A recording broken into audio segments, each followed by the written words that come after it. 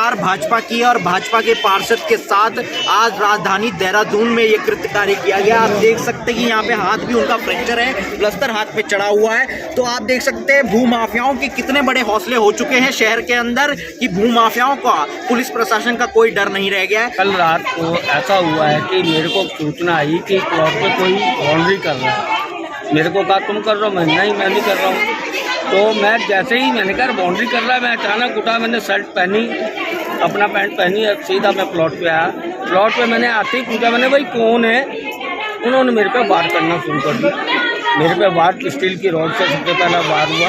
वार होने के बाद मेरे पे बुरा हाल, मेरा फिर जितने आदमी थे, मतलब मैं कह नहीं सकता कि मेरी स्थिति क्या है। शालिग्राम, उसके बाद उसका बेटा मुकुल और शुभम भतीजा है उसका, और एक सब्जरा है और एक नेगी है जो सेलाकुई का प्रॉपर्टी डीलर है। सेलाकुई के 3-4 थे, बिहारीगढ़ के हैं।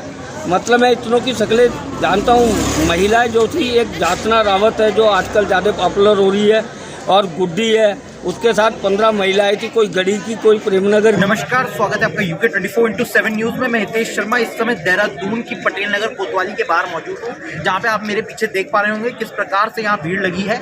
कोतवाली का यहाँ पे घेराव किया जा रहा है। कहा जा रहा है कि जो भंडारी बाग के पार्षद हैं महिपाल जी, उनके साथ जमीनी विवाद को लेकर कुछ औरतों द्वारा उनके साथ मारपीट की गई है।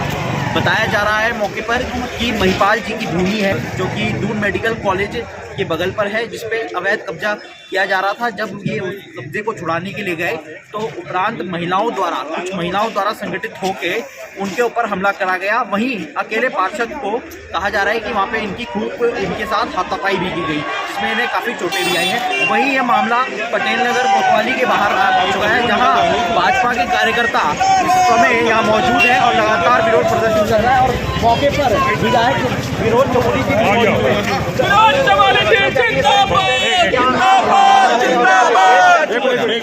देखिए, यहाँ पर एक घटना घटी है। पहले भी यहाँ पर लोग आए थे, भी आया था। उस घटना को बड़े हल्के में लिया, जो मैं देख रहा हूँ, और इस बात की नाराजगी भी है सब लोगों में, आप देख ही रहे हैं। तो अभी मेरी बात हुई है क्योंकि मेडिकल बन के आ गए हैं, उसमें हाथ पे फ्रैक्चर है, दांत टूटा हुआ है। मैंने ये कहा है कि आप पहले अपनी FIR ठीक करिए, उन्हें सुसंगत धाराओं में से केस करिए जो कि बनती हैं इस क्राइम में, और उसके बाद उस पर कार्रवाई हुई। मैंने अभी इनको कहा है कि अपने FIR ठीक करके 3 बजे CO जो SO हैं यहाँ के, ये मेरे ऑफिस आएंगे, मैं उसके बाद चेक कर लूँगा, उसके बाद कार्रवाई भी होगी। सर, जहाँ तक राजधानी की बात नहीं कि राजधानी में आज पार्षद ही सुरक्षित नहीं है, मौजूदा सरकार, तो इसीलिए हमको आना पड़ रहा है। तो ये थे विनोद चमोली जी मौजूद यहाँ पे, जो पार्षद यहाँ पहुँचे हैं। वही हमारे साथ यहाँ पे दिनेश जी भी है। सर, क्या मामला है, आप क्या कहेंगे? मामला तो यही है, देखो आप, हमारे कल विधायक जी भी आए थे, हमारे जब पार्षद यहाँ सुख वो नहीं है, तो मतलब हमारे पार्षद को कल इतनी बुरी तरह मारा पीटा गया और उसके बाद फिर उन्हें छोड़ दिया गया। तो इसलिए हमारे ये लोग सारे हमारे कार्यकर्ता इसमें धरने में बैठे हुए।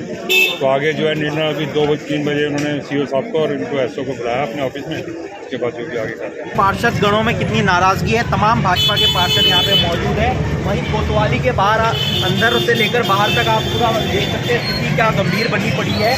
लोग यहाँ पे डटे हुए हैं कि उनके पार्षद को न्याय मिले, कि आज आम जनता तो क्या पार्षद ही देहरादून में सुरक्षित नहीं रह गए हैं, जहाँ भू माफिया का इतना खौफ है कि पुलिस प्रशासन भी भू माफियाओं को कुछ ही धाराओं में लाकर बैठाकर उसके बाद छोड़ देते हैं। हमारे साथ यहाँ पे मौजूद हैं जिनके साथ ये घटना हुई, पार्षद जी भंडारी बाग के।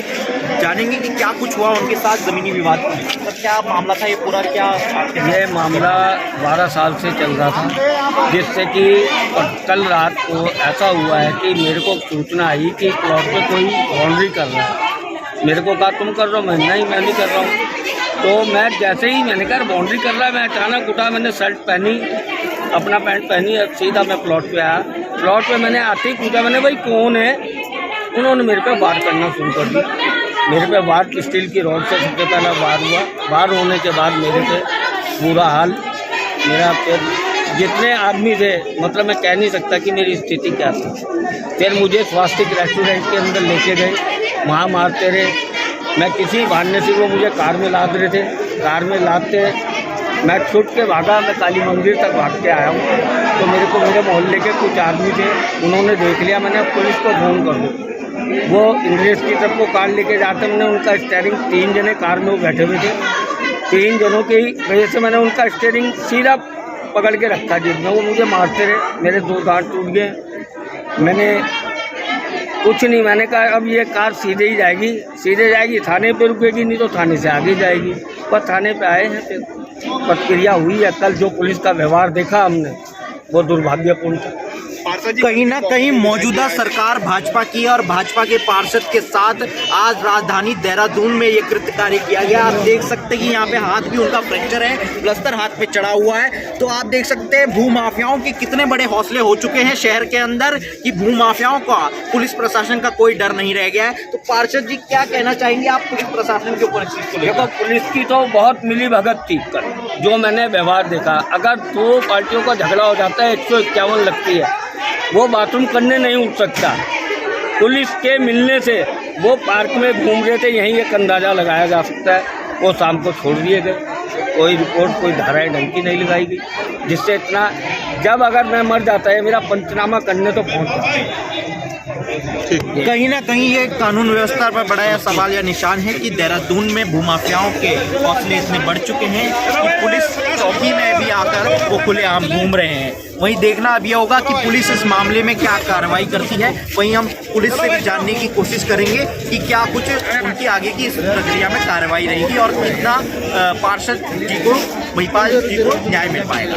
मैं हितेश शर्मा, कैमरामैन प्रदीप भंडारी के साथ, देहरादून से। गांव की गलियों से शहर के शोर शराबे तक हम लाते हैं सही खबर आप देख रहे हैं UK 24/7 न्यूज़। खबर वही जो है सच सही।